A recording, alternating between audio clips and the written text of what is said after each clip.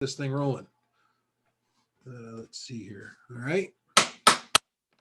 Call to order the Mason City Council meeting for March 15th, 2021. Could we have the roll call, please? Mayor Whipple, Here in Mason, Michigan. Mayor Pro Tem Brown, Present, Mason, Michigan. Councilmember Clark, Present, Mason, Michigan. Councilmember Josha, Here from Mason, Michigan. Councilmember Ferris, Here in hometown Mason, Michigan. Councilmember Schaefer, Mason here. Councilmember Vogel. Mason, Michigan. We have a quorum. Marvelous. Would you all please rise for the Pledge of Allegiance and invocation led by Councilmember Clark?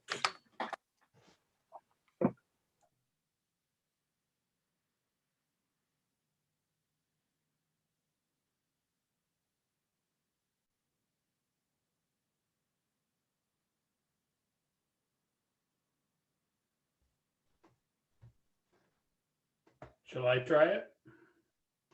Please. Leon, you're frozen.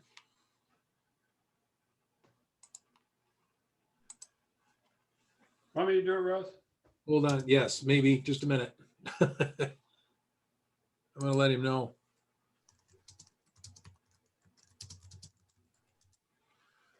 Jerry, if you would not mind, go ahead. Please do it. Pledge allegiance to the flag of the United States of America, to the republic for which it stands, one nation, under God, indivisible, with liberty and justice for all. Dear God, you bring us together for a city council meeting tonight. Let us use our best interest and our best talents to work for the citizens of Mason. Amen. Thank you, Jerry. Yeah, Leon commented that he got booted out. He'll be right back. So we'll know when he gets back. I have no written public comment.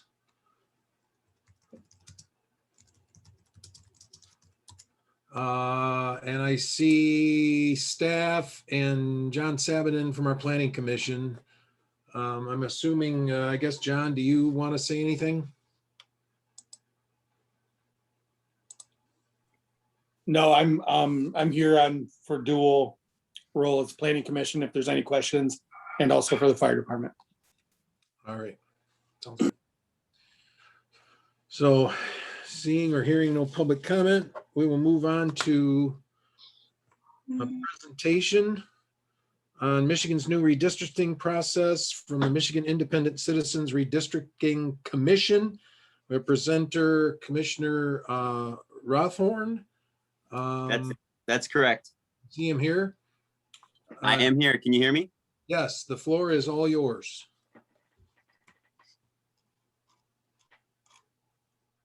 All right. So it looks like you can see me too. Great. All right. Now we can, yep. So good evening.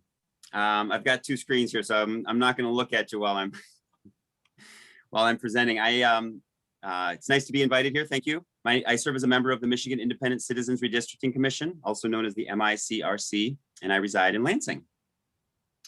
I'm going to give you 5 or 6 slides and hope to give you and your citizens in Mason a little idea about how to provide public input and to the commission in the process of redistricting. So in 2018, Michigan voters passed Proposal 2, a ballot initiative for voters and not legislators to take responsibility for nonpartisan redistricting, and created the Michigan Independent Citizens Redistricting Commission. So I do not represent, for example, our county. I'm glad to be part of our region and here today, but I represent all of Michigan with my colleagues, my fellow commissioners. We're comprised of 13 randomly selected Michigan residents. That includes 4 Democrats, 5 independents, and 4 Republicans. And the MICRC is responsible for redistricting the U.S. congressional, the Michigan House, and the Michigan Senate districts. Before the commissioners draft any redistricting plan, the commission shall hold at least 10 public hearings throughout the state of Michigan. And we have a draft that we hope to unroll, but we have about 16 planned out right now. 16 public hearings with all 13 of us, and those will begin in May and finish at the end of June. So at this point, we're planning to do those over 8 weeks. And the purpose for these public hearings is to inform the public about the redistricting process, to share the purposes and responsibilities of the commission, and to solicit information about the potential, from the public about potential redistricting plans.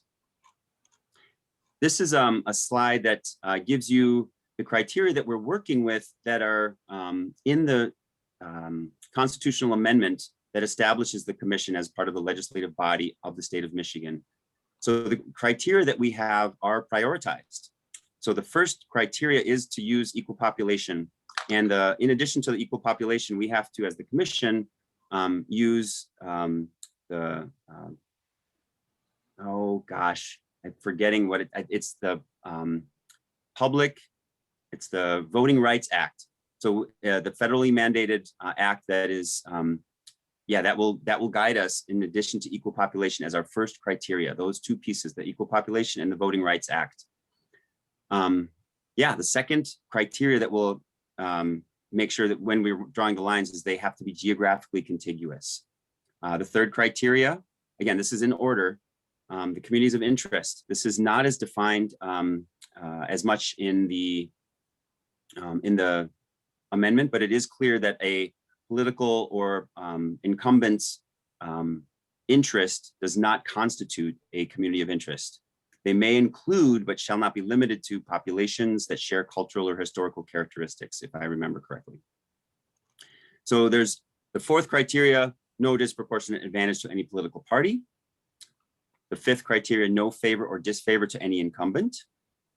The sixth, reflect the consideration of county, city, and township boundaries, which, as you probably know, will help us with keep costs down as we implement the maps and vote with our citizens vote in those townships and cities and counties.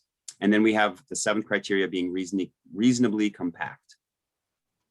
Oh, and here we have the communities of interest slide that actually it's straight from the Constitution. So this defines what it is, and it's the third criteria, and so therefore very significant. And this is one of the reasons we're here, and I'm so pleased that you've asked for a presentation, because we do intend to, at these public hearings that are coming May and June, we intend to have communities of interest help us understand where we can draw the lines and who should be, let's say, included with one another. Like, so the city of Mason, does it organize itself, or does the city itself sort of orient more towards Lansing? Or is it more sort of in terms of economic interests, or does it orient more towards, another part of, wherever Mason and the folks that live in Mason or sort of orient themselves? And that could be, again, economically, that could be culturally. So there's a strong wish on our part as the commissioners to hear people and how they identify. And again, we're looking at as a community. So it's communities of interest, and that it's not as simple as just sort of saying, hey, I think this is what we should want. And I suppose we have as a commission have to figure out if that person is speaking for all of Mason. So in addition, in conclusion, please send the questions or ideas to increase awareness and engagement, and or provide public comments about the redistricting process to our redistricting email at redistricting@michigan.gov, or mail them to the MICRC in Lansing. You've got the slide here, and I won't read it anymore because we welcome your ideas, and we just want, I don't want to take any more time, but I really want people to get the feeling that we need your help in order to make this an inclusive and independent process. The citizens gave it to us in a way that, we want to hold up and be responsible to. I see a hand. Councilmember Schaefer. Thank you. I hope you can answer this. Due to the federal government's problems, the census isn't due out until September 10th. You're constitutionally mandated to have the lines redrawn and the commission done September 17th. Every meeting has to be an open meeting. Is that even possible? It is not. So, and we are, we're doing our best. So we have just recently approved a proposal, or we are seeking relief from those dates and attempting to push back the date from November 1st, which is constitutionally mandated, like you said, push that back and get relief from that date so that we can comply and have an opportunity to actually give the dates to the, give the, I guess, the draft maps that will be essentially considered draft once we have the census data, because we are mandated to do a second round of public hearings. And so once we do that second round, then we will release the maps, or I guess call them official. And so we're hoping, I believe we've in the relief that we are seeking, it is still being proposed, I suppose, to the Supreme Court, but we are seeking, I think, before the end of the year. But again, that's the best answer I have for you. Councilman Schaefer. Yeah. Will it be done in time for the 2022 elections, the filing date? That's a great question. So what may be important for you all to know is that we are doing this in conjunction with the Secretary of State. So it's not just so we do recognize that the impact that we will have on basically the ballots that are going to be a result of the maps that we draw. Okay. Is that? Yeah, that answered it. Thank you. You're welcome. Thank you for coming today. Thank you. And I see Councilmember Clark maybe. Yes, go ahead, Leon. Hi, Leon. You're muted, Leon. You're muted.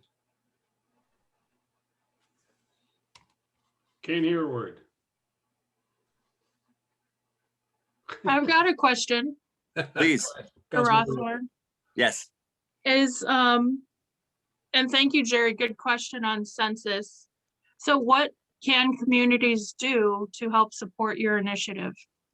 It is primarily, I suppose,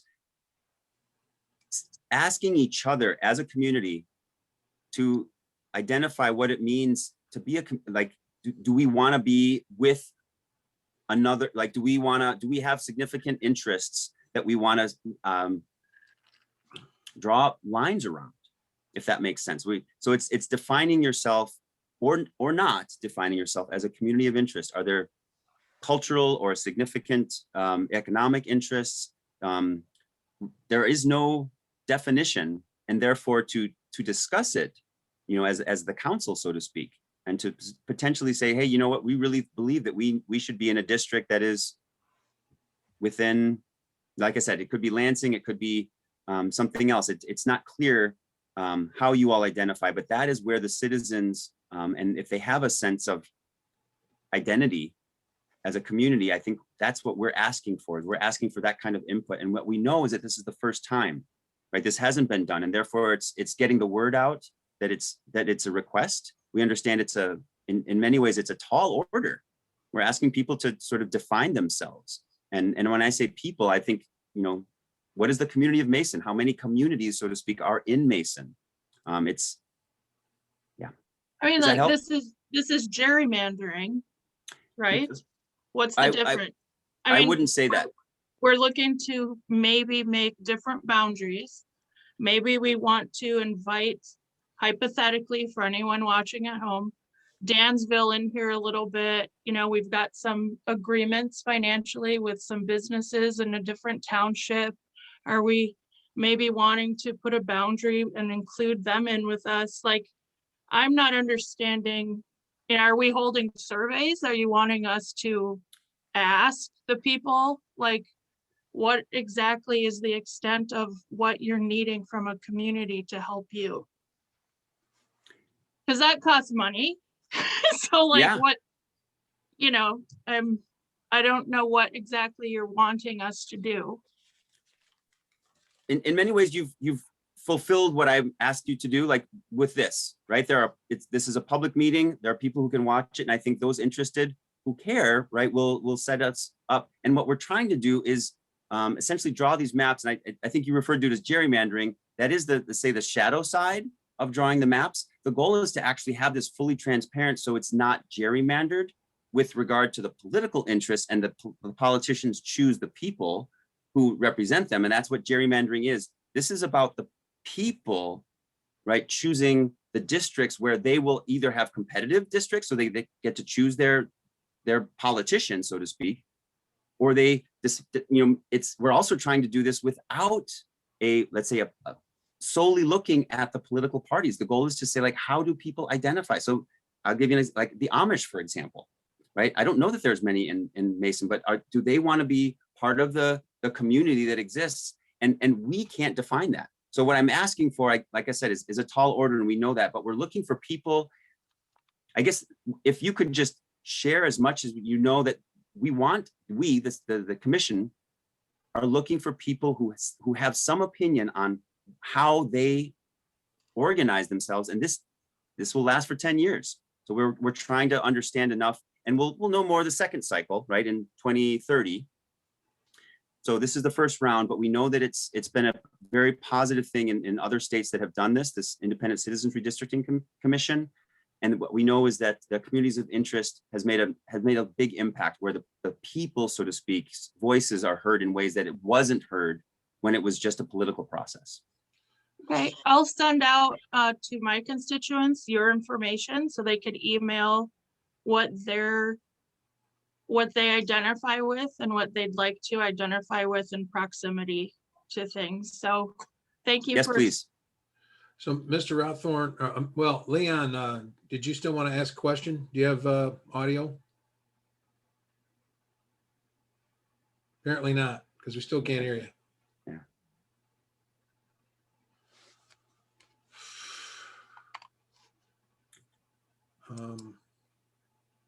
Still can't hear you.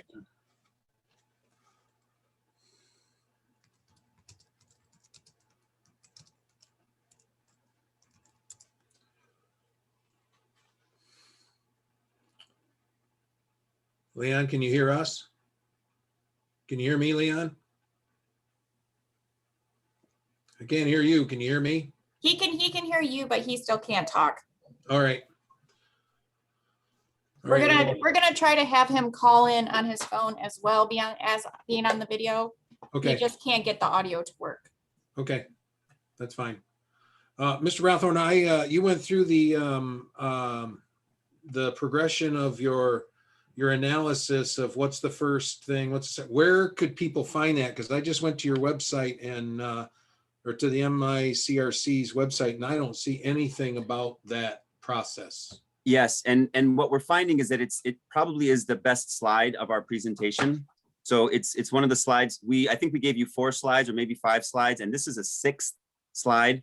I don't know that we've highlighted it on the website yet. It is taken directly from, I believe it's the 13th subsection of the Constitution. And I think what you're pointing out is exactly, we need to highlight it and make it a big part of the public education that we're trying to do. So we will put that on our website. And I think that's one of the pieces I'll take back.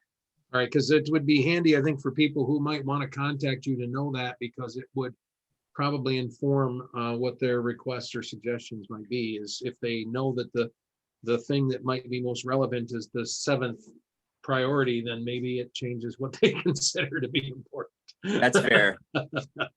What we hope to also, as we educate, I suppose there are going to be compromises, right? It's not a clear priority, and frankly, the first priority, the population, will be the final piece that we receive, right, with the census data, to actually know where the population is. So we will be doing 2 through 7, before we get to number 1.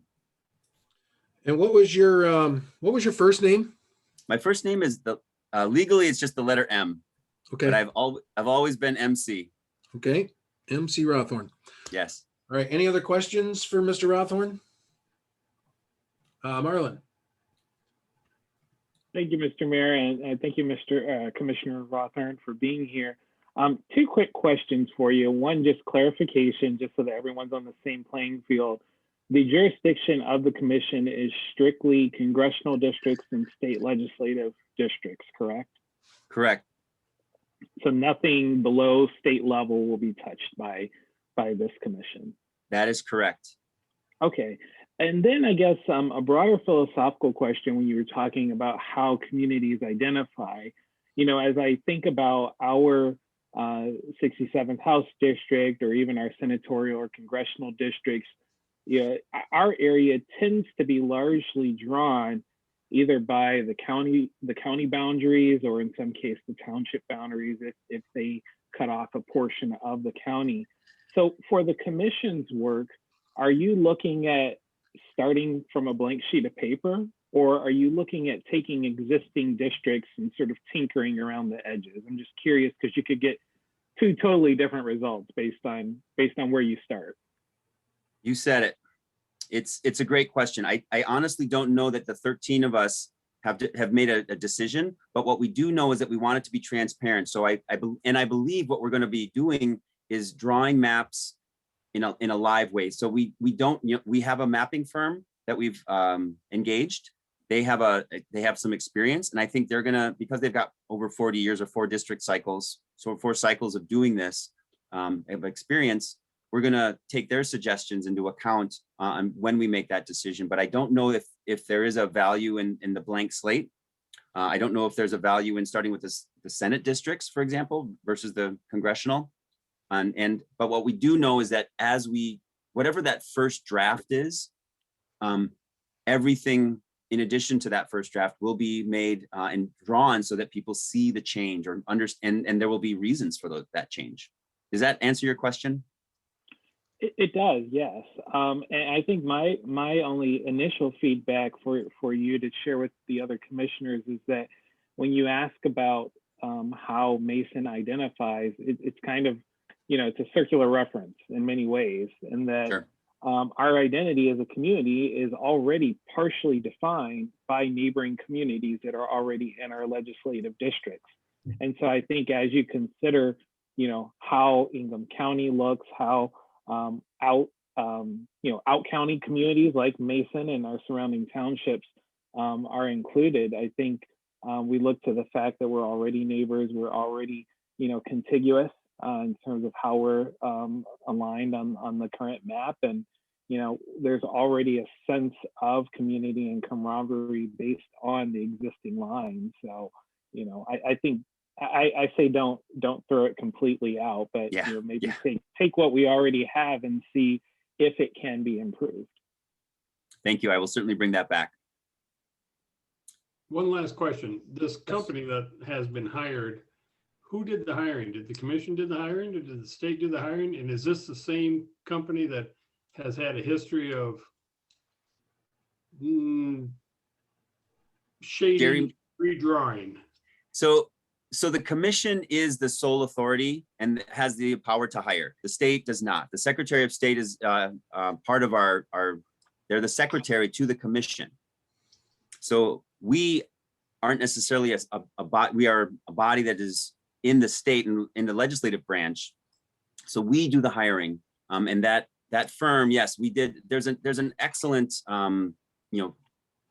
live recording about how we did it, like the values that we, what we weighed in consideration of choosing them. And yes, we did choose electoral data systems, I believe. Yeah. And they had a strong case, a strong team. So and it's a balanced team. But you're right, there is that they come with history, they come with baggage, and what we yes, they do.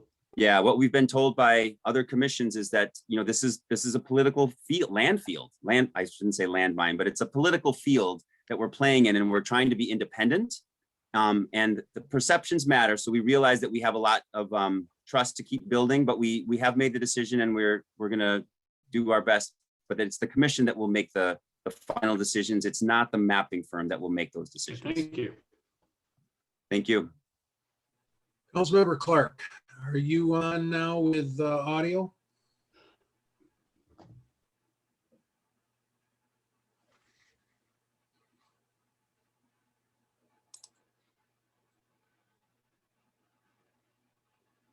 Councilmember Clark, are you on with audio? Phone's not working?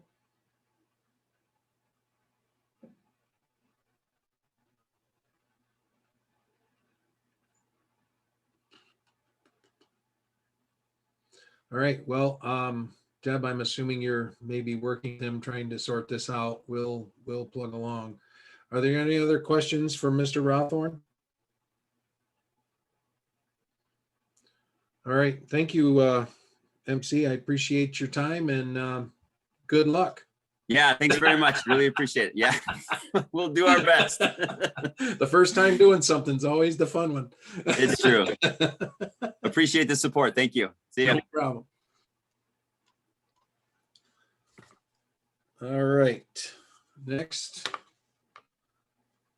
We have the consent calendar. Before we consider that, item C3, waive the sealed bidding process and authorize contract for a new computer server with all associated costs with IT Right in the amount of $26,579.45. It has been requested by Councilmember Schaefer that that be pulled from consent calendar, so we will move that under new business to item 8C.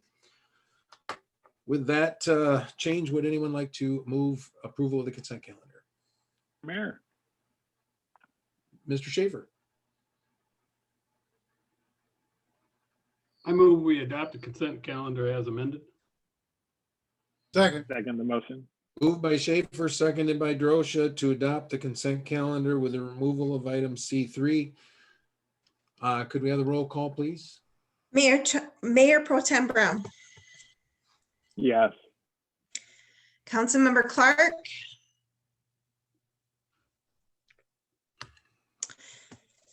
Councilmember Josha, Yes.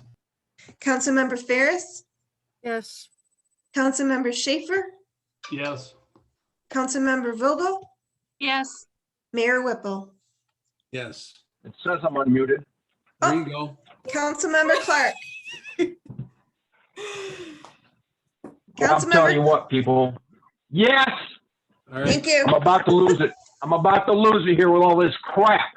The namaste. the consent calendar is approved 7-0 as amended. That was Next, an issue I wanted removed, but it's too late for that now.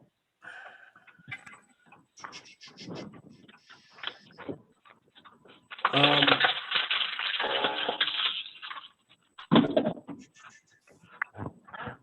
well, for I guess to that point, Just go forward.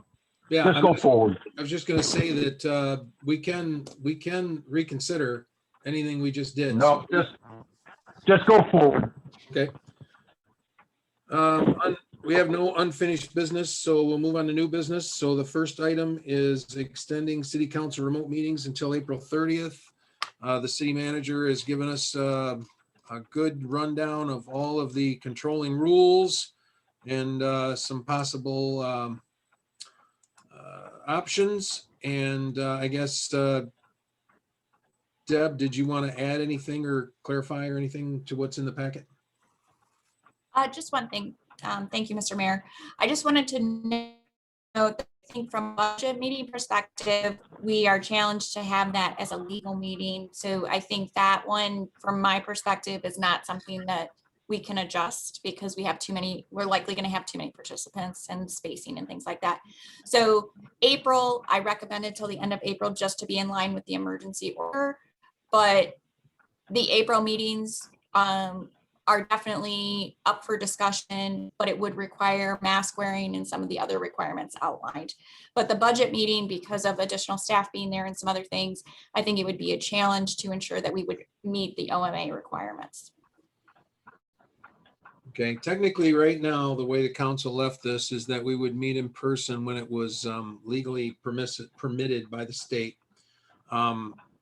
It's sort of kind of legally permitted by the state, sort of kind of, because there's a number of restrictions that, as Deb just pointed out, certain meetings, if you had too many people there, it wouldn't be legally permitted by the state. So that's one of the reasons I believe she's recommending that we just go through April in the hopes that maybe the rules governing all this open up. So for the purposes of discussion, I would suggest that someone make a motion that we extend the remote meetings until April 30th, and then we can decide.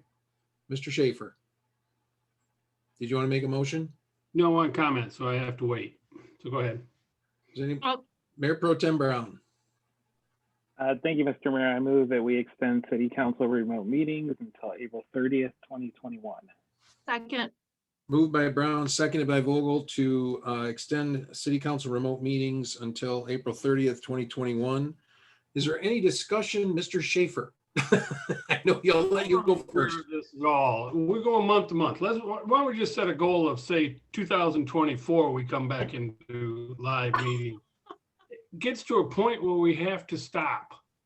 Deb, how many people are you expecting for the budget meeting? Is it going to be more than 25? There's 7 of us. I think you're talking about 7 of us, 7 of our, well, actually 8 of our staff. If you start to talk about someone there present to do the video and you start to lay out the room, it becomes challenging to allow any public to join the room. That's the concern, is that you have to still social distance. You still have to do all of those things. I feel pretty strongly about the budget meeting that would be a challenge. Meetings after that, I think we could likely accommodate in the community room, but we would have to follow all the protocols.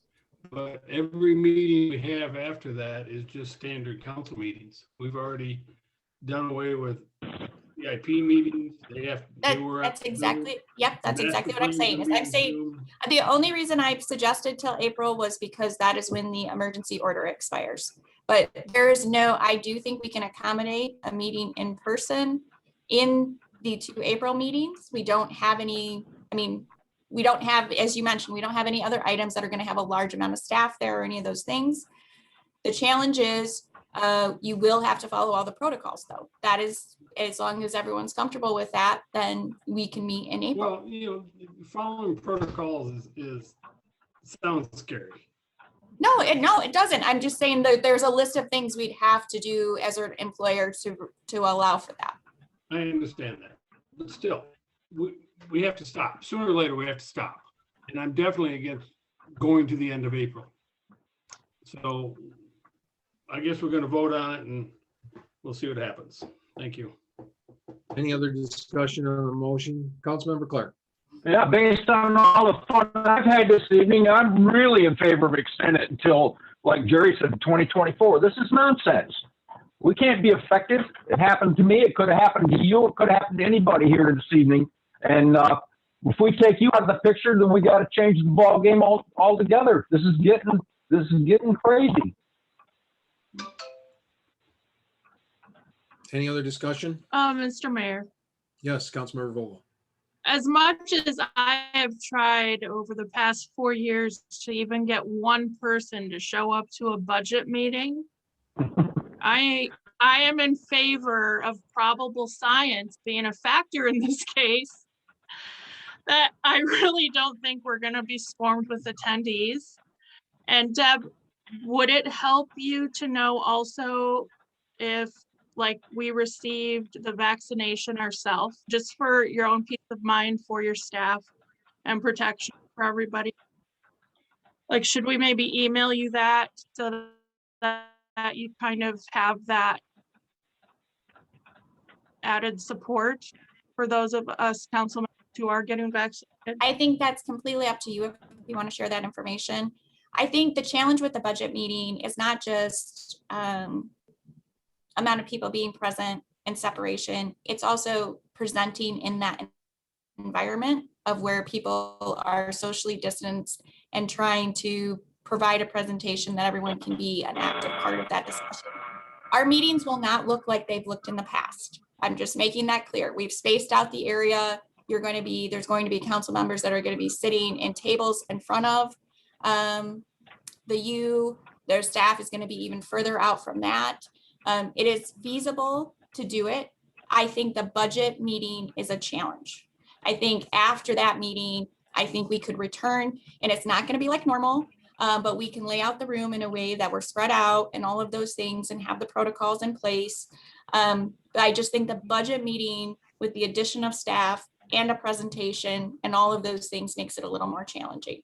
Not impossible, but more challenging. But if I remember correctly, Mr. the Schaefer. last 2 budget meetings we've had, it was a 7 of us and like 2 or 3 staff is all it was. So I think it is possible.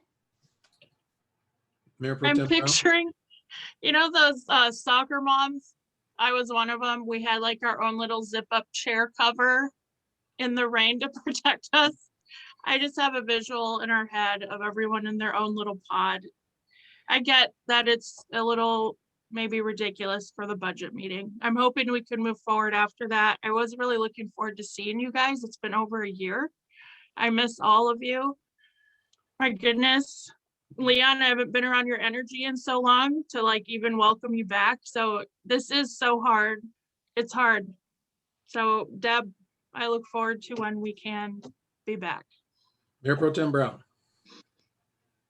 Thank you, Mr. Mayor. I guess to City Manager Stewart, can you talk a little bit more about the logistics of facilitating a hybrid meeting? I think my understanding is that we won't be able to use the existing camera setup in City Hall, that we will likely have to be on Zoom, even though we're in person. And I know that brings its own set of audio and visual difficulties. Is my understanding correct? And can you expound upon that a little bit more, just in terms of making it available for public to participate in the event that there are more than 25 people, that sort of thing? So there's a couple different nuances that occur. So if you're talking about from a council member perspective, if a council member wanted to participate remotely, which none have indicated at this time that they plan to participate remotely, if one wanted to participate remotely, we would have to do a hybrid meeting, which would involve at least a staff person and potentially the mayor being on Zoom, and then us having a video of the person on our TVs showing the person participating remotely.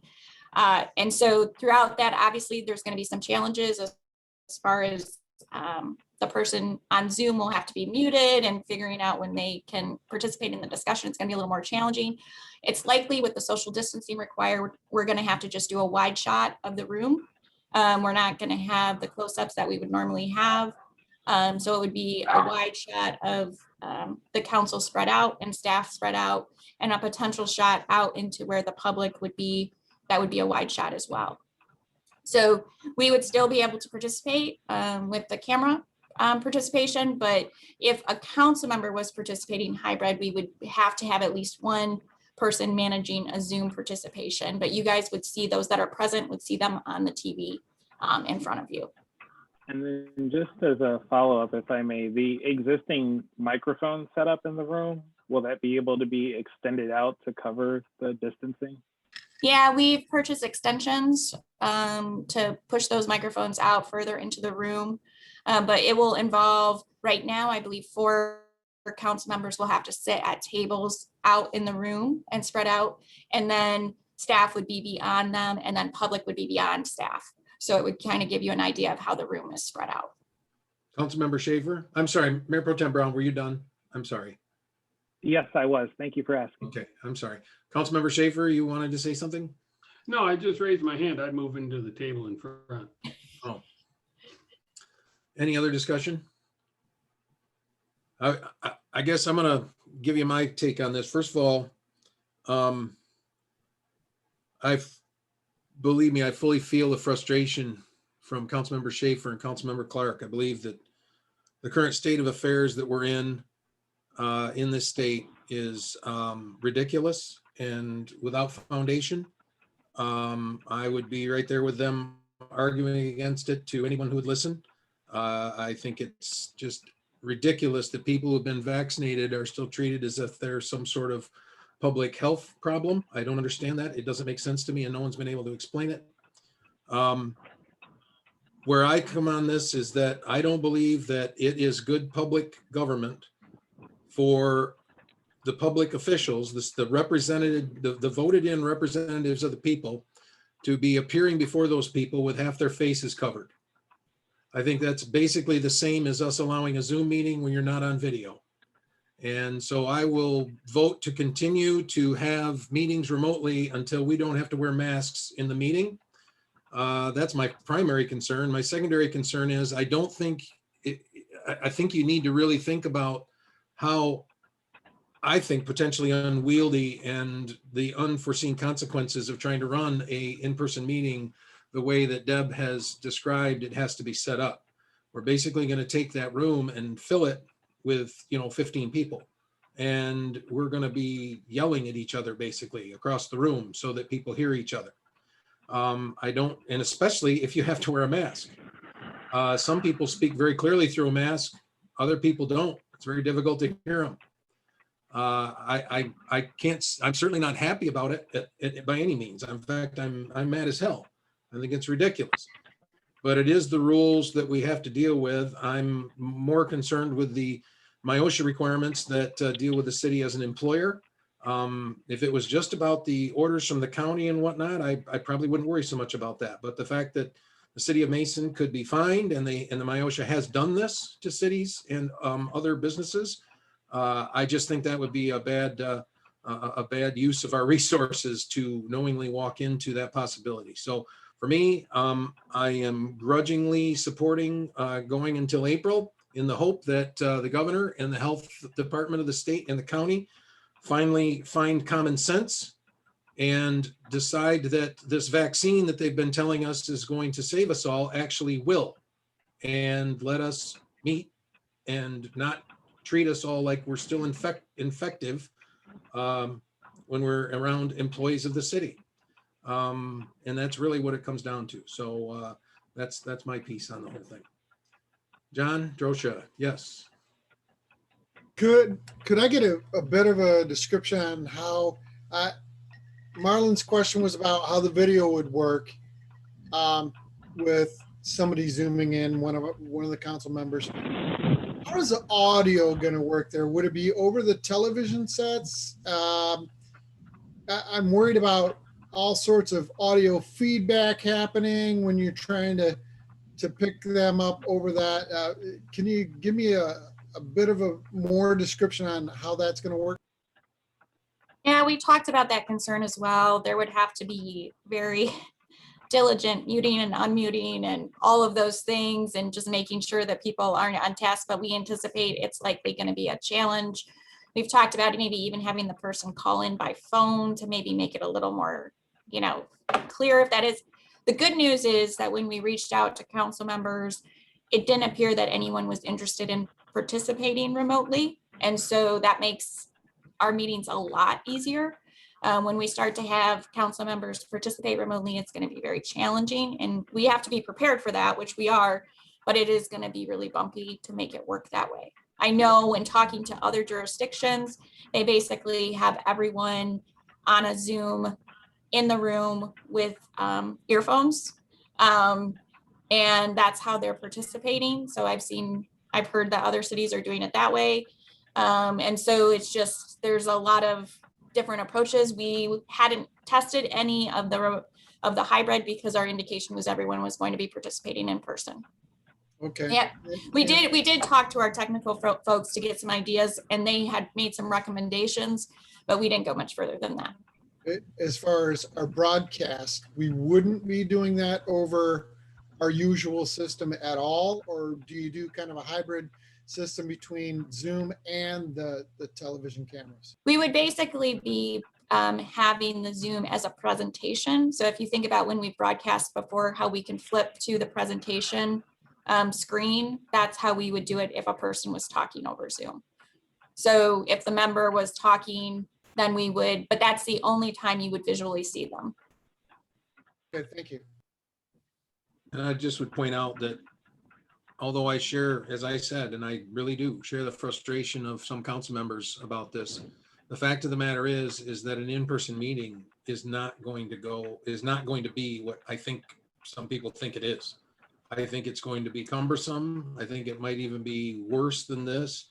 I feel for what Leon went through tonight. I did it. I had to go through it once before myself. I had to call in on my phone and deal with that myself. But you made it work, and we've made these meetings work. And I think we're going to communicate with each other a whole lot better this way, and to the public this way, than if we're sitting there with half of our faces covered, mumbling through a piece of cloth, spaced out so far that, and then dealing with the technical aspects of actually trying to coordinate and put all this stuff together, whether it's somebody coming in remotely or not. Deb, one question I had is that I thought that the extension on allowing Zoom meetings for any reason expired the end of March. It does, but the Open Meetings Act allows for you to continue meeting that way if there's a state of emergency, and the Ingham County has declared a state of emergency till the end of April, and they will be reevaluating. So we are covered under the county state of emergency, and we got clarification on that from them. Okay, and does that also allow for an individual member of council to participate remotely in an in-person meeting if there's a state of emergency? I guess I can get my interpretation, which I can get clarification on, is that the state of emergency allows the council to meet as a body remotely still. You decide that you're meeting as a body still remotely. But if you were to meet in person, then the individual would have to qualify under your rules as far as when you can meet remotely. But I can get clarification on that. Mayor Pro Tem Brown. Thank you, Mr. Mayor. Just one last question from my perspective. I know City Manager Stewart mentioned that if a council member requested to participate virtually, that then we kind of had the hybrid approach. Is that also the same if we hit the threshold for the amount of people that can be in the meeting? So like if we have 25 in the room and there's a 26th person that wants to attend, do we automatically have to shift to the hybrid so that they could participate? Or do you do that sort of rolling admission kind of approach? Yeah, you have to allow legally for people that are not in the room to be able to hear the meeting. There is discussion about whether two-way participation is required. There's some debate over that. I think at a minimum, we would probably put overflow maybe upstairs where they could watch it, you know, on a camera or something, or video on a TV until they could come down and make their public comment. I would suggest that if we had a controversial topic, once we, you know, if these restrictions are still in order. So let's say we start back in April and in May, we know there's a topic where a lot of people are going to come out. I would suggest that you talk about a different venue, or you do something different to accommodate more people instead of trying to do that combination. I know cities have done the rolling and they have been advised that they legally cannot do that. So I think that that is probably not the best option. And there's some cities that are publishing as a hybrid meeting every meeting, but I think that's challenging as well. Or I mean, that's the approach they're going to take, so that if they get overflow, someone can get online. But you have to be set up to shift to online if that happens. So As much as it's been a pain, as much as it's been not normal, and I think that's actually probably the most important aspect of it. I think that our virtual meetings, for all that's happened, have actually gone pretty well and have done a pretty good job in representing the people and giving them the opportunity to appear before the council, to deal with the council. I am by no means making a case that this should go any longer than it absolutely has to, but I again would just implore you to think through. We're going to be asking the staff to expend a great deal of resources to make this thing work under these current rules. And I just don't know if that's the best way to do it. Whereas meeting on Zoom is basically free, and we've learned how to do it. And I think we've done it pretty well. And I personally am not sure I will even participate in a meeting if I have to appear before the public wearing a mask. I'm dead. To me, it's just, that's a deal breaker. I don't think it's appropriate for people to come to a meeting to see their voted in representative speak to them in a way that they can't see their face and can't read their face and can't hear them clearly. And that's the primary thing. The secondary thing is I don't know how we're going to communicate with each other clearly. So I guess I would just simply ask that I guess I'll quote something that our city manager told me, and trust me, Deb, this won't get you in trouble or anything. She told me this will all end soon. Okay. Now, I tried to pin her down on what soon meant, and that really didn't go very far, but I think she's right. This is going to come to an end. And I think it's actually going to come to an end faster. My guess is just by the way things are being handled in other places, the way the schools are now being treated by the state is telling them they have to go to in-person instruction. The way other things are happening, the way the vaccinations are rolling out. So it might be one of those situations where we see the light at the end of the tunnel and we want to get to it quicker, but maybe we just have to wait a little bit until it gets closer to us. Councilmember Schaefer. Everything comes to an end. it should come to an end now. I'd rather have sit in front of the public with a mask on than having someone look at a tiny little computer or their phone and seeing us the size of a fly. So I get it. I just can't, we can't run scared all the time. Sooner or later, we got to open it up. I mean, be it now, be it a month from now, be it a year from now, we have to open it up. And this is a fine time to do it right now. And I agree with that. I just don't think it's running scared. I think we're actually being more transparent and more visible, where you can see someone's whole face and get a full feel for what they're saying and how they feel about it, than if they can cover their face like this and you have no idea how to read that face. Councilmember Clark, did you want to say something? Yeah, I've been sitting back, taking all this in, and I appreciate your comments.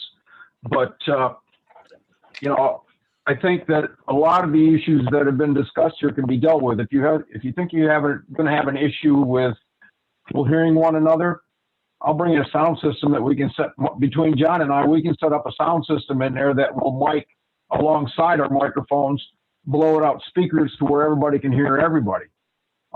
That's not an issue. The part about the face mask and talking to people in your everyday life. Right now, the way things are, if you go to the grocery store or wherever it is you go, you're wearing a mask and you got to interact with people with a mask on. So I don't think that's a whole lot different than what you're talking about, even though I do agree with you that a lot of this stuff makes no sense. You're talking about the requirements the state's putting on the schools to get the kids in school, but there's so many contradictions in terms out here about everything else that none of it makes any sense. And we've been hearing for the last year, well, this is going to end soon. It's going to end sometime. It's not going to be forever. And here we are over a year later and dealing with the same stuff. And, you know, I guess at this point, my opinion would be we've done this Zoom stuff for over a year, and now let's try face to face. If we fall on our face, then we can go back to Zoom. I don't think that would be that big a deal, but sooner or later we got to quit kicking this can down the road and take the bull by the horns and get ourselves together and meet in person. I personally fully understand that. I just, it's a deal breaker for me on the mask. But any other discussion on the motion? Councilmember Drosha. I just like some quick clarification with the way this reads. If we don't extend it, that would mean the budget meeting would have to happen in person. And I can see the complications with the budget meeting, but less the complications with the two meetings in April. Is that something we can amend, or is this just up and down right now? I think that between Deb and I, quite frankly, we can make the determination that the budget meeting is remote, because we can make a determination under our rules that it needs to be remote and that there's a chance it's going to violate the law. And I know I would agree with her on doing that. So I personally don't think that's an issue. Deb, do you think there's an issue there? No, and I want to be clear, it's about the social distancing combined with the participation and all of that, and doing a presentation. All of those elements combined. It's not just, hey, we're going to hit the 25. I agree. I don't know that we're going to hit the 25, but when you start spreading out people, my concern is I'm going to be presenting from the other end of the room, a pretty lengthy presentation. And I just think it's going to be more feasible to interact and have discussion in this format. I do not have any concerns about returning in April. I think we are going to be spread out. It's going to be cumbersome, but it is feasible. Well, I'm not disagreeing. I'm just saying you think it's feasible. We've never done it. We have no idea how this is going to work. We have no idea, but that's fine. Any other discussion? Just a quick question. How many is most number of people we've ever had at a budget meeting? I've only been on the council 2 years. go to the veterans. How, So what- Jerry, or Councilmember Schaefer, I think the other element that maybe I'm not articulating correctly is that if we do this, we're gonna have staff there just to help manage the meeting. So there's gonna be the people managing the meeting. There's gonna be our staff presenting, and I can tell you honestly, I don't wanna put the entire leadership team in a meeting where majority of them have not been vaccinated. I don't think that is a wise decision from a city perspective. If we moved forward with the budget meeting in person, I would likely not have them attend. We have had a outbreak. I mean, and so if you want to move forward with it in person, that's how I would move forward with it versus being online where our staff can be active participants. in the 2 years I've been going to budget meetings, we haven't had any department heads there. We haven't had any staff there except you and the clerk. I thought that was new because we used to have Carrie and everyone. Am I confusing that with CIP or master? But I don't remember budget either. Because it was easier for you to just go through the presentation without having staff there on a Saturday. So I think the don't difference, remember. yeah, I think the difference in the previous years is when we moved it to a Saturday, we did not have staff there. When it was during the week, we did have staff there. But that is a good point, Jerry. In the past couple of years, when it's been on a weekend, we have not had staff there. Any other discussion? Councilmember Ferris. Just one point clear, and that is that anyone over the age of 16 can be vaccinated after April 5th. So if we can hopefully get much of our staff in at that point, then we could consider it, but otherwise, no, let's not. Bad enough we got out the whole water department. Any other discussion? All right, Clerk Jarvis, could we have the roll call vote, please? Councilmember Joshua, Yes. Councilmember Ferris, Would you give we've been discussing for a long time. Would you repeat the question, which way we're going? The motion This was is- to extend the city council remote meetings until Thank April you. 30th. Thank you. Yes. Councilmember Schaefer, Oh, no. Councilmember Vogel, Yes. Mayor Pro Tem Brown, Yes. Councilmember Clark, No. Mayor Whipple. Yes. The motion is approved 5-2.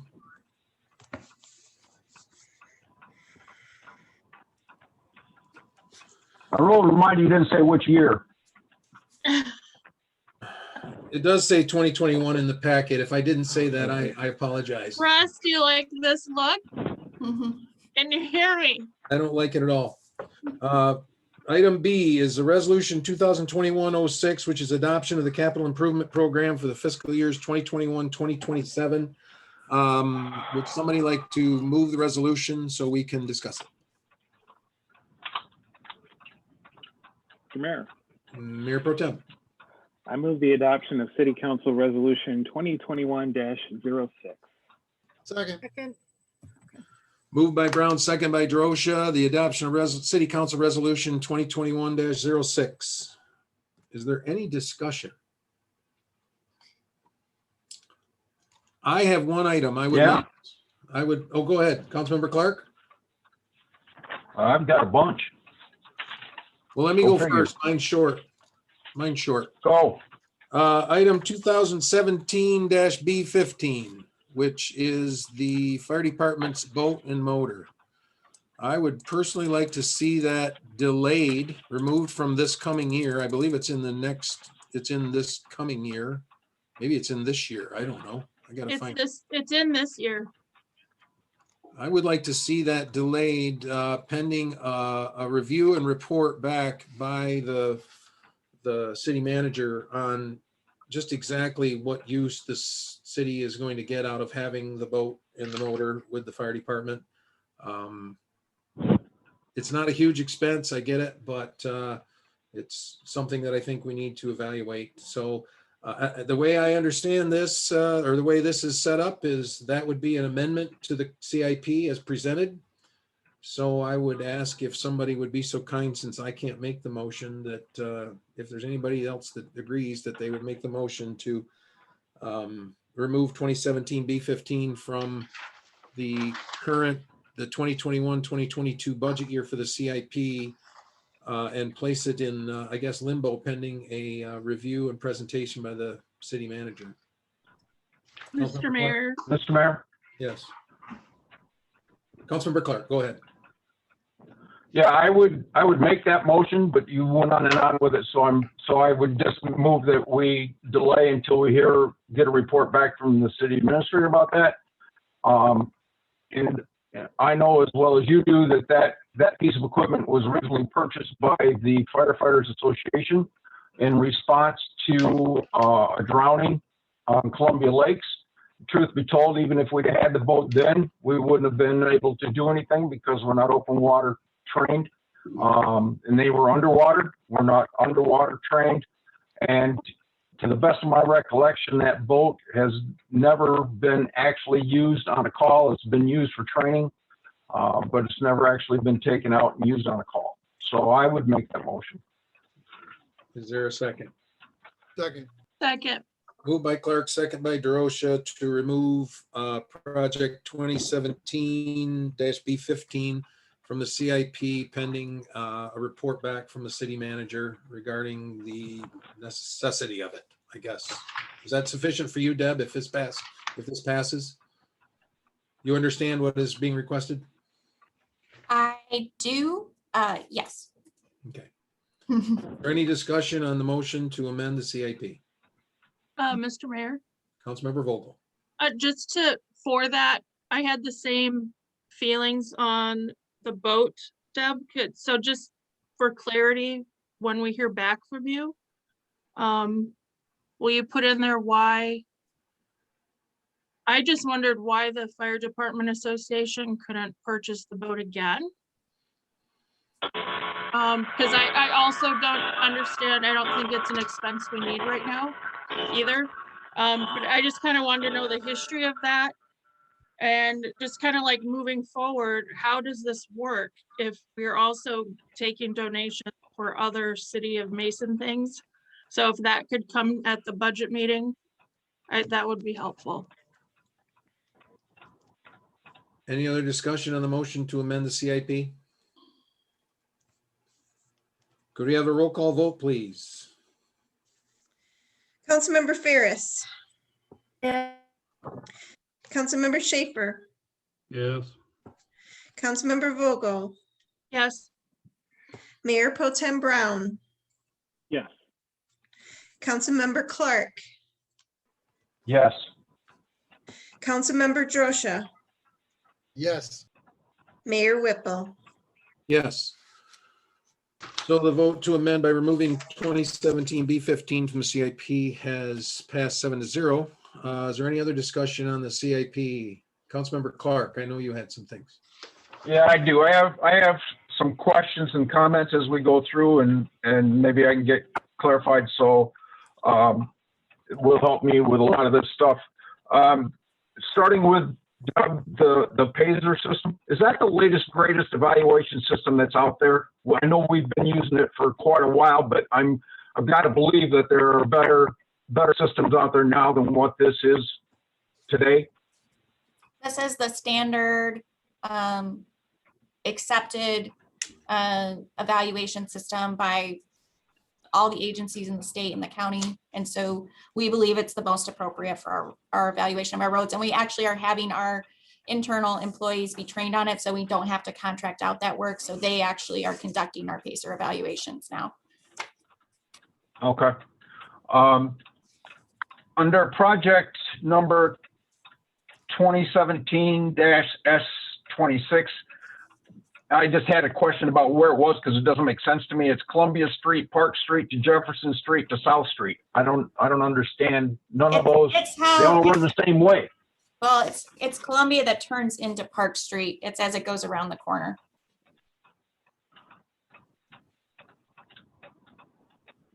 Okay, So well, it's, how so do we it's, get, so it's Columbia at Jefferson, and then it comes and turns into Park. So that's where, it's that corner there. okay, so it's, I got it now. And the other question was right underneath that, the signal at Maple Street in Jefferson, isn't that signal under our jurisdiction? Yes, yes, but they are managing, Ingham County was managing the parts and installation. So they're telling us basically it's past its life. You need to do something because we're no longer going to maintain it. Can we, I know, and they're saying that they don't want to maintain it, they want a four-way stop in there, which I think is absolutely ridiculous. I think we would have more problems in the downtown with that than ever. So could we hire a private company to replace that? Well, If that's the issue? what the proposal is that in the current fiscal year, there's a traffic study being conducted this spring that will evaluate what the right traffic signal is for that area. We have discussed with the DDA that it's likely going to be a four-way stop based on previous traffic information. And we've talked to them about whether they would want a flashing light or a four-way stop sign. But the traffic study will determine what the appropriate item is. And if it comes back that it should be the same, then we would replace that light. And that's what this item is. It's the maximum that this project would cost if it was a full traffic light replacing it. It hopefully will come in significantly less than this. And when is the study proposed to be done? We had to, it was supposed to be in this fiscal year, but because of COVID, we didn't feel like it was an accurate evaluation of traffic. So we decided to delay it until, I believe they're going to start it in April with an idea that there'll be more traffic at that time than there had been over the winter. So we're at least going to get a better feel now that school is back in session and things like that. April of this year? Yeah. See, I still don't think it's going to be fair representation. Traffic is down everywhere with people working remotely and that kind of thing. So I don't think you're going to get a very accurate count if we do it even in this fiscal year. So that's my take on that. And if I'd like to actually see it moved out for a year, it should work for another year, won't it? Well, currently the lights have holes in them and there's concerns about the actual poles existing, in the light. They've asked us to repair this for multiple years. It has been in our CIP for a couple years and it's getting to the point where I don't think there'd be any problem with delaying the traffic study into next fall, but we'd want to do this replacement within this fiscal year or this coming fiscal year. Okay, but if you do the replacement in this fiscal year and you haven't done a study, what are you going to replace it with? No, I'm saying that we could push back the study to the summer or fall, but then that would lead to the actual replacement likely happening in the spring of next year. So you would have the study completed, but you would do the installation in the spring of the following year. I don't think that gains us anything. I see that by my notes here that Mr. Olson has raised his hand, so I'm assuming he has something he wants to contribute to this. If Mr. Mayor, if that's acceptable, or the mayor go. It is if the, yeah, I guess it is. Yeah. Mr. Olson. Councilmember Clark, we've had that discussion, and Wolverine and I have talked about it, and the number that we think that we're going to get is not really going to make a huge difference. We can always kind of compare it to traffic studies across the state and how they're down, and kind of add what the difference of a normal traffic study would be according to that. We really don't find that we're going to have much of a difference between now and what normal traffic patterns are. And that's why we're moving forward with this. Okay, well, I'll trust your judgment, but if they decide to put a four-way stop in there, I'll probably squawk about that. My next question was about the proposal to 2019 S10, the Franklin Farms extension. I thought that and I've been away for a little bit, but wasn't that pretty much squashed by a court ruling? because we tried to do this before and one of the residents took us to court and we lost. I don't recall any of that. The extension. Yeah, we did. You weren't on the council then, Russ. We have an appropriate easement to get across the property that we need to. We have had that deeded over by the developer. So it is possible for us to do this extension. It's just got to make sense. And so we have it more as a placeholder. And when we had a development looking at that area, it was important for us to kind of spell out what it would look like in that area. But we do have an easement from the developer that's dedicated to this purpose. Okay, that's probably what has changed, because I know when we worked at this before, we were talking to Harder on the other side, closer to Kip Road, to get some of his property to go through. And then the particular piece of property that we were going to cross on, one of the residents filed a lawsuit and we lost that case. And that's why we didn't put it through when it was proposed before. So. Councilmember Ferris, did you want to say something? Yes, we also had some input from the DEQ that was seriously impeding that. Councilmember Clark, go ahead. Avery Lane, that's got a Paisley rating of 6, which is fairly high, which the remedy says in your description would be seal coating would extend the life of that for 3 or 4 years. So I'm wondering why Avery Lane has been moved up. It's not. It's brand new. It's in 2026, 2027. It's brand new this Okay, year. got it. But it's not slated to be done for 5 years. Okay, got it. That the numbers on the projects was what I was. Oh, I guess I overlooked the paragraph. Yep. I don't think it's going to do any good to talk about the wastewater treatment plant, but I was curious, under normal year use, Deb, how close are we to maximum capacity at the wastewater treatment plant? We have had, I think, on average 2 or 3 rain events that have pushed us over capacity a year. But those were 100-year events. Those were 100-year events or something like that pushed us over, right? No. We're talking about we're averaging 2 or 3 a year that are pushing us over our capacity. The winter thaw is huge. Spring. We Not have normally, because we were. And just to be clear, this is part of a consent order that we have pushed off for multiple years, that they have to see a plan of us making progress or we would not be able to maintain our current permit. Okay, I've been out of the loop for a little bit and I needed that answered. And then some of the valves and things that you're talking about at the water treatment plant, one of the things that we had talked about before, we were replacing valves and those kinds of things that were actually under warranty, and we shouldn't have been. Are we following that as closely with these as we should be? Yes, I believe so. Okay. Bet we are now. I hope so.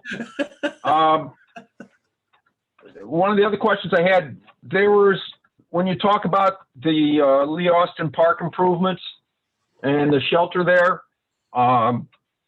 there was ongoing talks with consumers and the railroad, and neither one of those wanted to play very well with us so far as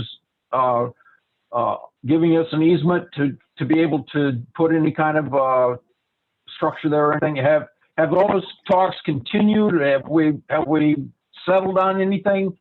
We've talked with the railroad. We've had some positive conversations. They want a plan. And so in the timeline of the CIP is a plan to design that area.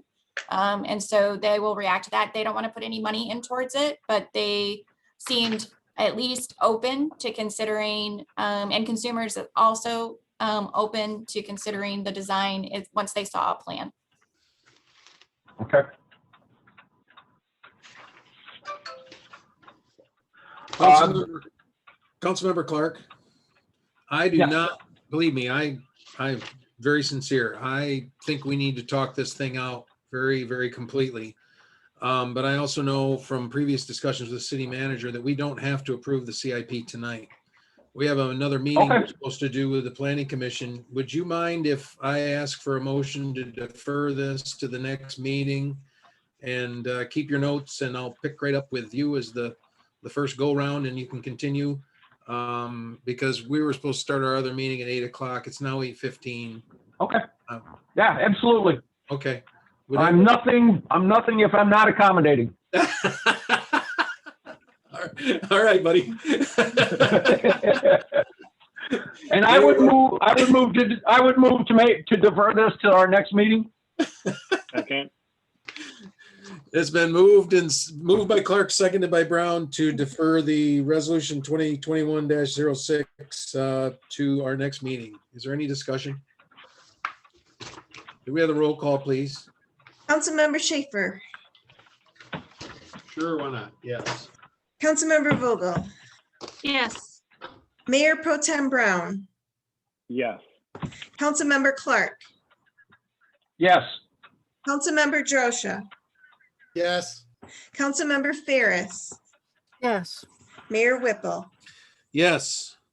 Motion is approved. Resolution 2021-06 is deferred to our next meeting.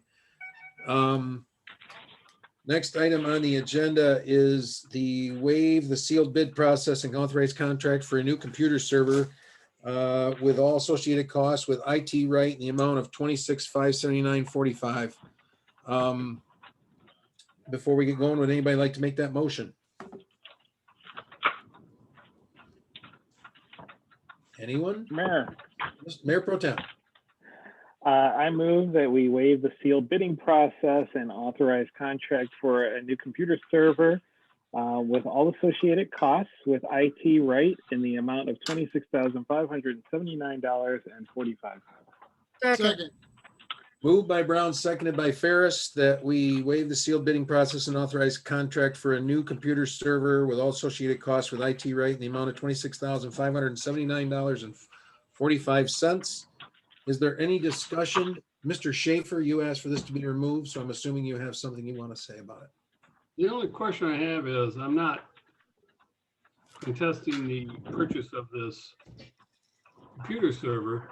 My only question is, we seem to be authorizing a large amount of no bid, of awarding contracts to customers because they have a certain process, or they have certain equipment, or they have certain technology that we can't get anywhere else. Is this something that we need to look into?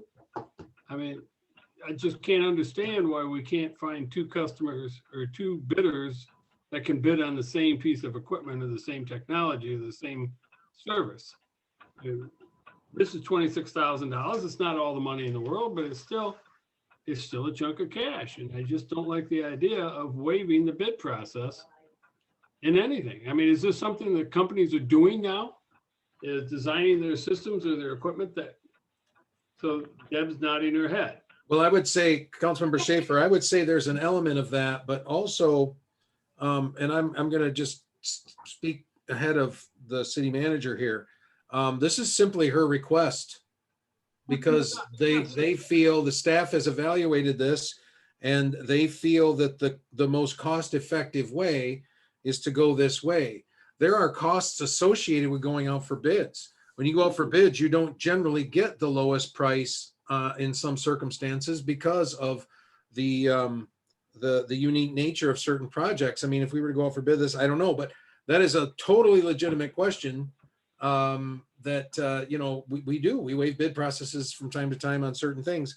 But I do, just before she's allowed to respond to this, I just want to say that that this is simply her request, and I'll let her know. I understand it's her request, but we seem to be going out often. And I understand there's cost associated with a bidding process, but if we don't know, we don't know. Well, I'm suspecting, knowing that because I've actually been involved with this directly through my work in the fire department, we do know. We have done some quoting. We haven't done bidding, But I will now let the city manager explain why she thinks this should be. Yeah, available. I mean, I think you're posing two different questions. One is related to this project specifically, why are we asking to waive the bid, which I can address. But the general question, which I think you're also asking, is why are we waiving bid processes more often? To exactly the mayor's point, we typically get a couple cost kind of comparisons to see where we're at. But there is a lot of technology now, especially in local government, where we are tied to a provider. That is the reality of once you go down the route of certain equipment, they specialize in that area. We can't switch our system for BSNA, for example, for one department when every other department talks to the same system, and we have to use that same. Once we make that commitment, there is additional potential add-ons that you have to do. And when you talk about the SCADA, we have only so many providers. There's all those things that you have to kind of evaluate. But for this particular situation, IT Right is our IT provider, and they did an evaluation of the system and were recommending this replacement and really understood the needs. Comparatively, and they gave us this estimate when we went through the CIP process, comparatively, when we replaced a server previously, it was $18,000 alone for one. So I feel like we're in really good shape with this cost based on what we did in the CIP. We think if we bid it out, it's going to be significantly more, but we may be wrong. We can go through that process. There are some security concerns. You're talking about a lot of information that's internal, and they'd have to learn our system, which is likely going to be more labor to do those installations. So some of this just depends on the nature of the work. If you're buying equipment, it's easy to just go out for low bid. When you're talking about trucks and things like that, that's an easier thing to bid, or a construction project. But when we're talking about these nuanced items, it's a little more challenging. But as the mayor said, this is a request based on the information we have in our experience. But if the council would like us to go to bid, we can.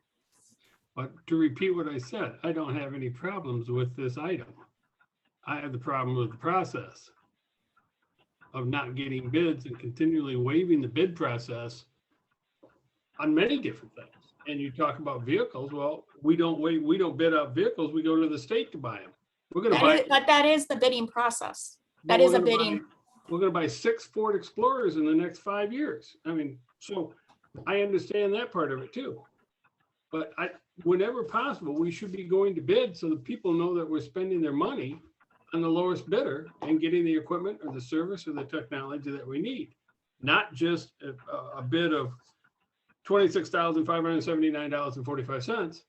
They don't know if that's the lowest or not. Hell, I don't even know if it's the lowest or not. Councilmember Schaefer, is there additional information you would like to see regarding this that would help you along the path on this particular project, on this particular motion? Because that's what we're dealing with, is this particular motion. Okay, on this particular motion, and it encompasses all of them. On this particular motion, I would like to have seen, was there any other bidders? What were the quotes that were given and by whom? I don't think that's a lot to ask. All right, Councilmember Clark.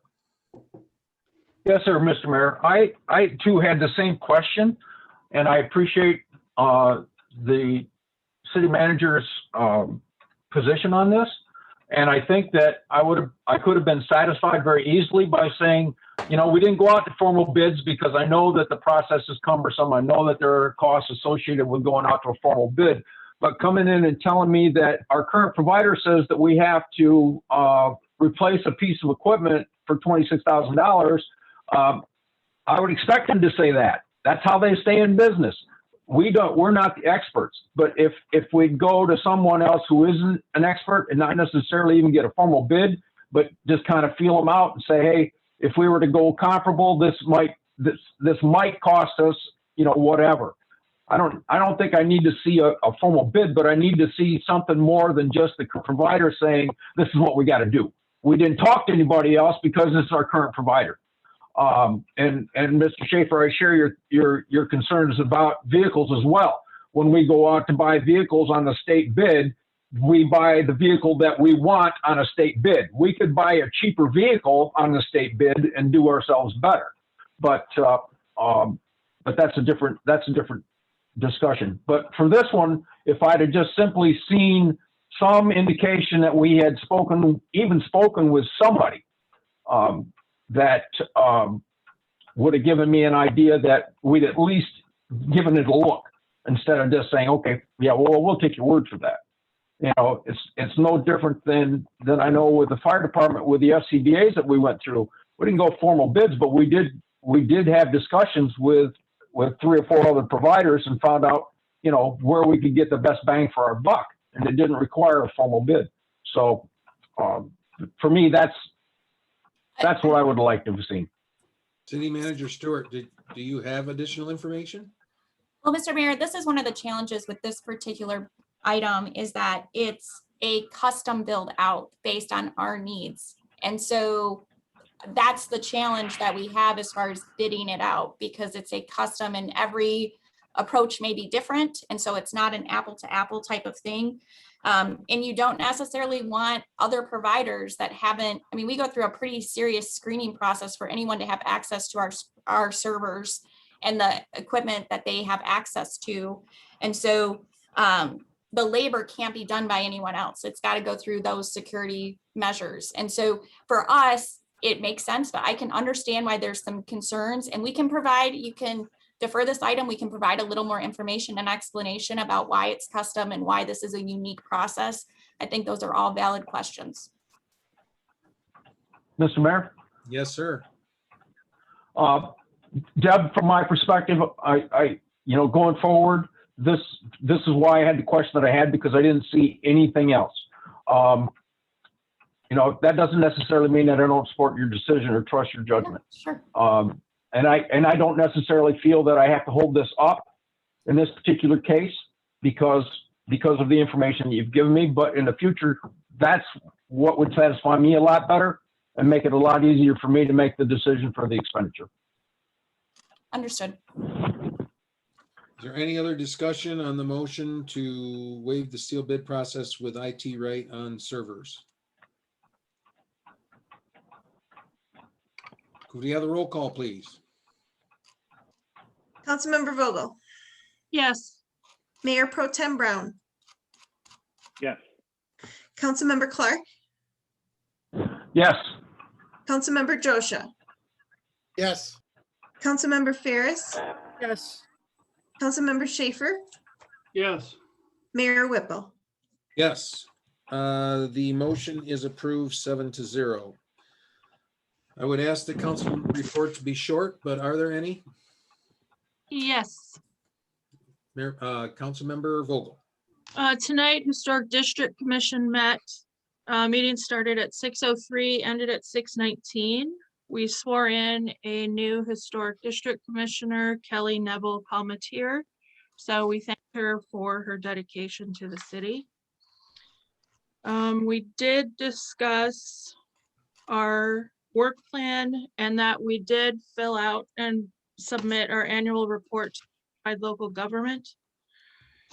We discussed what Malcolm X on March 4th out east in Boston was his house was recognized on the state registry. There is a discussion on what that would look like for Mason as far as he is concerned with properties that are either in or out of the historic district. Because we are certified local government, we can nominate locations outside of our historic district if we should choose to for the national or state registry. With that, the museum is open on Saturdays now 1 to 3, and in the lobby they did move the Malcolm X exhibit so it could be more of a feature. I am registered for the Michigan Historic Restoration Network Conference for May 15th. We have just the one vacancy now on Historic District to fill. Let's see. On March 10th, I attended my first school district diversity committee meeting. As a city council member, I've been largely silent when it comes to education issues. City council does not have legal authority. However, city council members most certainly can advocate for parents, guardians, and students within the system. A few takeaways were the importance of conversation and reflection. And we need to normalize these conversations about diversity and what inclusion means to us. I feel we need to assist the district in getting the word out that the future of Mason will be more inclusive for all families who choose to live here, and to accommodate all children of color, sexual orientation, and socioeconomic situations, and as well as religious. So that was really a great meeting, and I visit more often. Their next one is April 15th, I believe. And that concludes my reports. Any other council member reports? Councilmember Ferris. The Tree Commission Cemetery Board is meeting again on the 22nd. And today is the last day, but I'm sure she'd take it tomorrow. If you got a recommendation in for Arbor Day for a recipient. So that information is online. Thank you.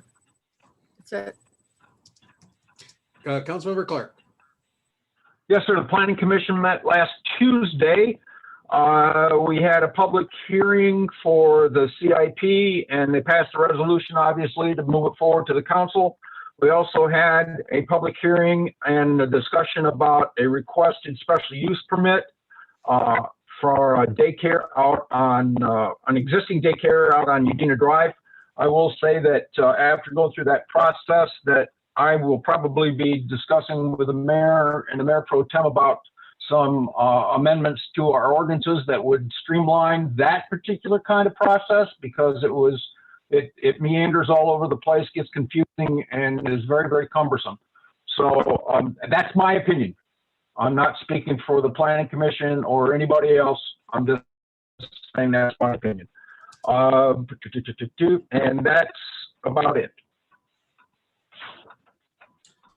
Any other council member reports?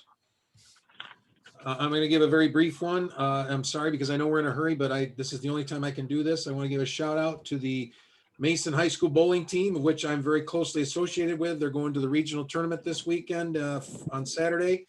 And the boys team is hoping to show the improvement that they've made over the year and be in the top 2 to make it to the States. And our girls team, which I am involved with the coaching, is the defending state champion, and we have pretty much the whole team left. We're hoping to do the same.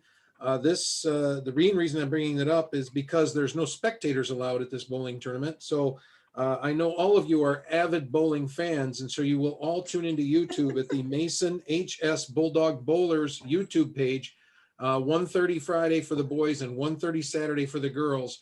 And you can watch them live as they go out and try to dominate 16 other teams or 17 other teams in the region.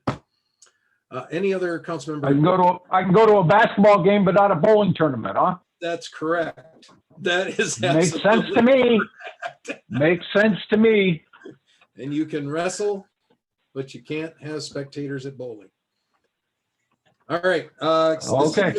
The city manager has informed me that her manager's report is totally perfect as is, so she has no further comment on it. And because of our other meeting, we will adjourn, and I would ask that everybody take no more than 5 minutes to come back and get on the joint meeting that we have with the Planning Commission on the master plan. All right, so we will adjourn our meeting. Be back within 5 minutes.